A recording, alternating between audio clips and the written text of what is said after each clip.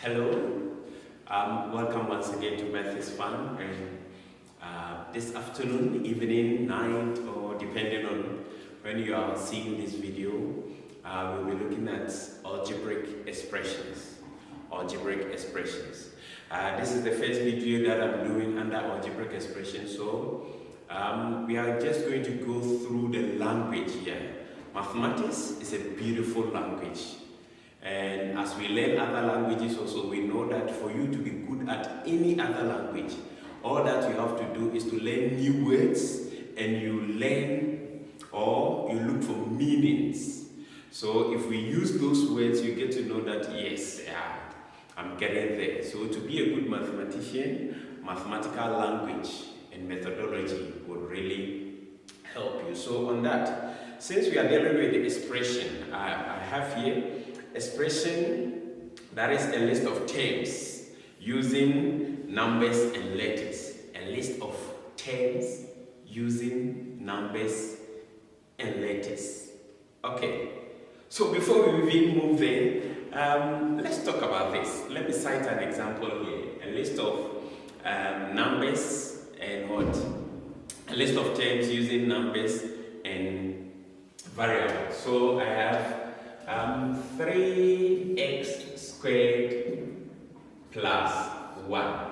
Okay, and remember that under algebra, one big rule that we all follow is that terms are only separated by addition and subtraction.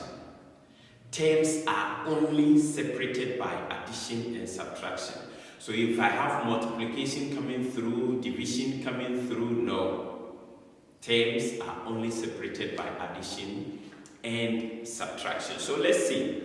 In that case, then we will have this to be in two terms because we have the addition sign here separating that one from that one. Though mathematically 3 is multiplying x squared. But since we've been given the information that they are only separated by addition and subtraction, then here we will have this to be term 1, this to be another term. So let's say that this is term 2. So in this case, we have two terms. Yeah, we will go through monomials, binomials, trinomials, and polynomials at the latter stage. But let's then understand this. Okay, so here we have two terms. But before we move from here, let's look at something. 3 is multiplying x squared. Okay, so in this case, it is 3 times x. Or in mathematics, one language is that 3 here is called coefficient. Coefficient, okay. The coefficient is that the 3 is telling us the number of times that the variable is adding to itself. The variable is adding to itself. So this is showing that the variable is adding 3 times. So x plus x plus x. And remember that under Algebra 1, which was done in grade 7, we say that all variables are having a coefficient of 1. We don't normally write it. Yes, this variable is having a coefficient of 1. It is divided by 1. It is having an exponent of what? 1. But we don't write it. So take note of that. Aside that, we have an x. The x here is showing us that 3 is multiplying a number that we don't know. In mathematics, if you don't know a number, we call it what? A variable. Okay. A variable. So we don't know what number we are multiplying there. So we say it is what? It is a variable. Okay. So aside that, we move on. Plus 1. This 1 is not having any variable attached to it. Once a variable is attached to a whole number, that whole number is called what?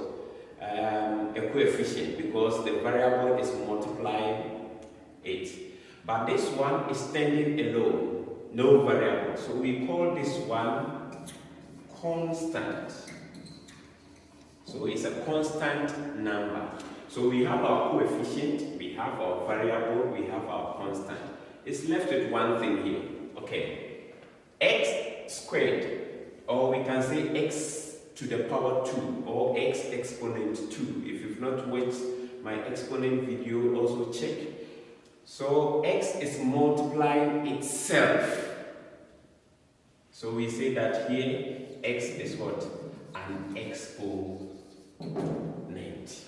Any question? Yeah, if you have any question, please, under the comment section, comments there, then I'll come live again and explain everything to you. So these are some few things that I would like us to look at.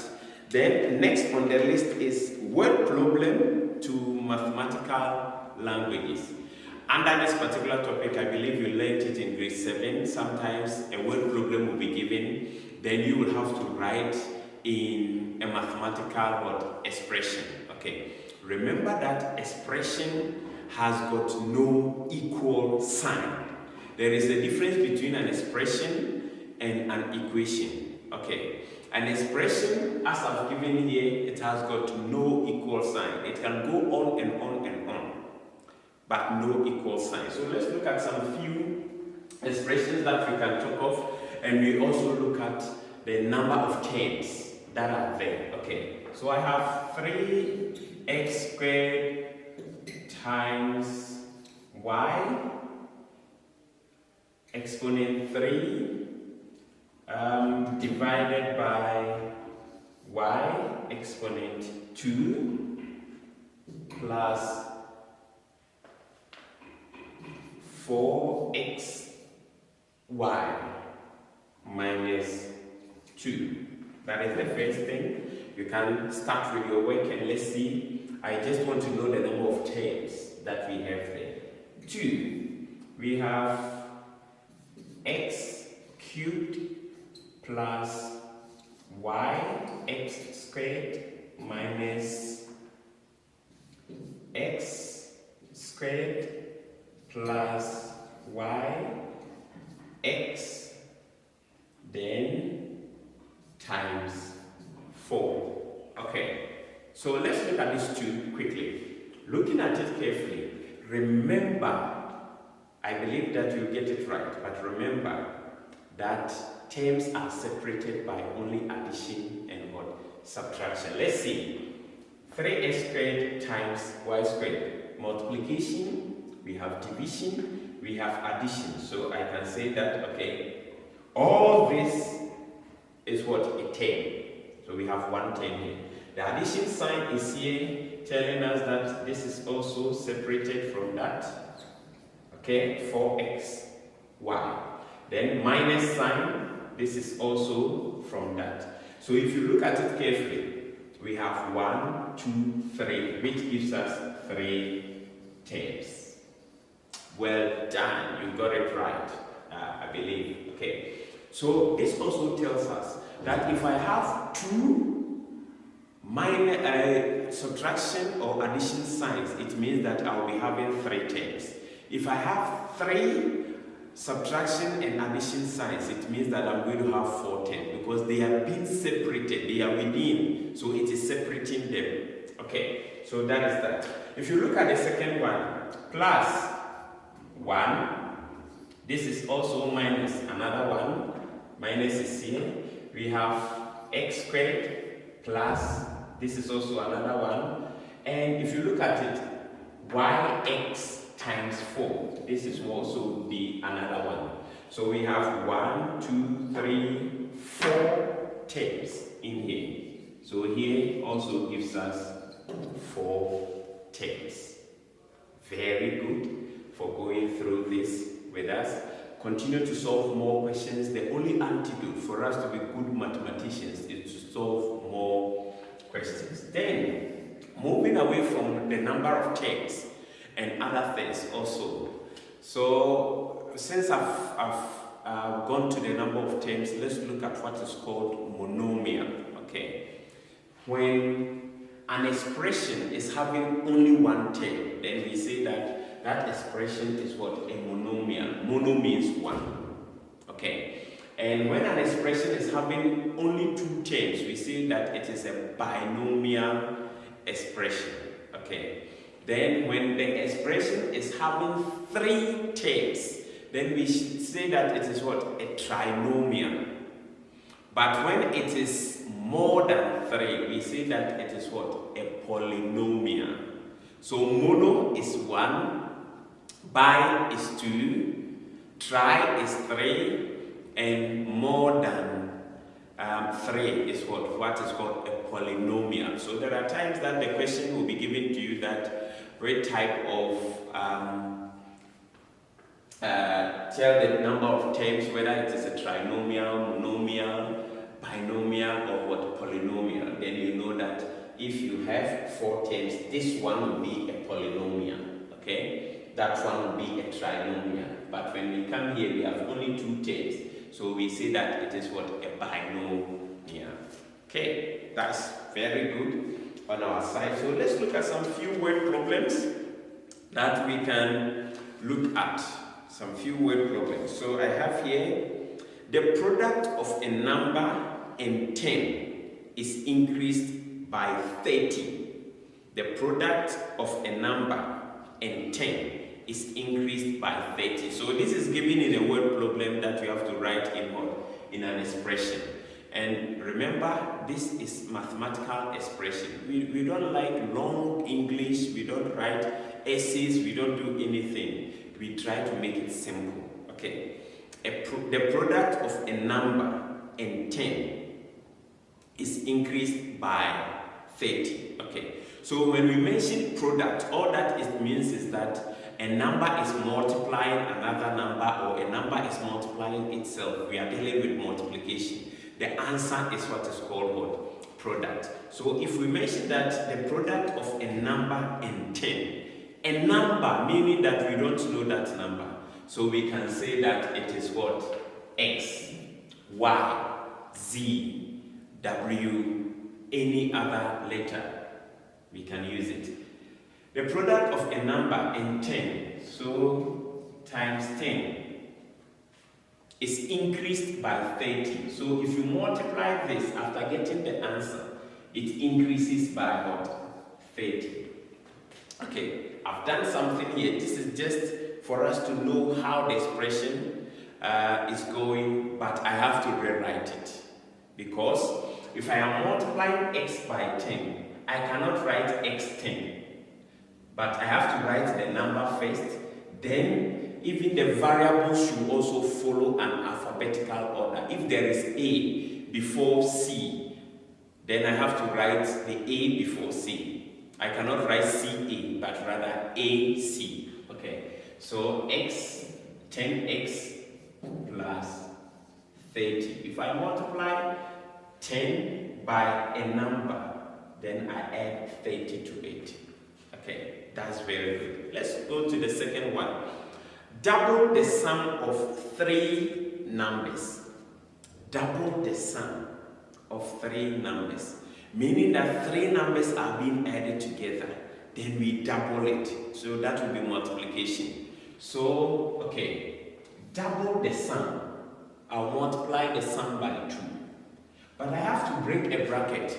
Because if I write the numbers here without the brackets, then that means that something else will come here unless I put a multiplication here. Okay, so double the sum of 3 numbers. Okay, 3 numbers, let's say, I don't know those 3 numbers that we are talking about. So I'll put x plus y plus z. And mathematically, you have to solve what is within the bracket first before you double it. So these are the sum of 3 numbers. We multiply it by 2. So this is the second one. Okay. Then let's move on to the third one. The quotient of 2 numbers plus 5. Quotient. Quotient is when a dividend is divided by a divisor. Then we get a quotient. Okay. So the quotient of 2 numbers, do we know those 2 numbers? We don't know. So we can say that quotient of 2 numbers, A divided divided by b. Quotient of two numbers plus 5. Plus 5. Okay, that's very good. I believe you're doing well. You're even ahead of me. Then the fourth one, I'll give a break so that you'll be able to do it. Then 6 less than the square root of a number. 6 less than the square root of a number. Okay, 6 less than the square root of a number. Less here means that we'll be subtracting. Grade 6, grade 7, we dealt with this. Grade 5 even. Okay, so 6 less than the square root of a number. Yeah, I believe you are done. So let's see. The square root is like that of a number. We don't know that number. So the square root of a number minus 6. 6 less than the square root of that number. Okay, so if let's say the square root, the number is giving us x is equal to 100, then the square root of 100 minus 6, that will be 10 minus 6, which will give us what? 4. Okay. Okay, these are some few things that I wanted us to go through. Then in the next video, we'll be looking at addition and subtraction of algebraic expressions. Thank you. Yeah, so just a quick recap. Okay, we've gone through what a constant is, what an exponent is, the number of times that the base is multiplying itself. We've gone through coefficient, the number of times